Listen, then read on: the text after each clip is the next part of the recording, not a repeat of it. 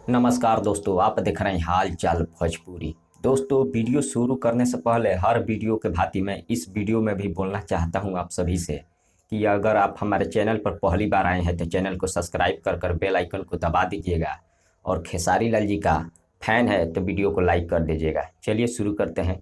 आपको बता दूँ, खेसारी लाल जी का आज लखनऊ में बहुत ही ज़बरदस्त, मतलब जितना तारीफ़ किया जाए बहुत कम है, और बहुत ही महंगे बजट का वीडियो शूट हुआ है जो कि एक आइटम सॉन्ग होने वाला है।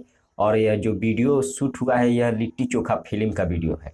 लेकिन इससे पहले इस वीडियो में काजल राघवानी को रखा गया था, लेकिन खेसारी लाल यादव जी से विवाद हुआ काजल राघवानी का, तो काजल राघवानी को निकाल दिया गया और इस वीडियो में एक नई हीरोइन को लिया गया है जिसका नाम है पल्लवी सिंह, जो कि आप लोग तस्वीरों में देख सकते हैं। पल्लवी सिंह के साथ खेसारी लाल यादव आज लखनऊ में बहुत ही ज़बरदस्त आइटम सॉन्ग का शूटिंग किए, जो कि आप लोग देख सकते हैं।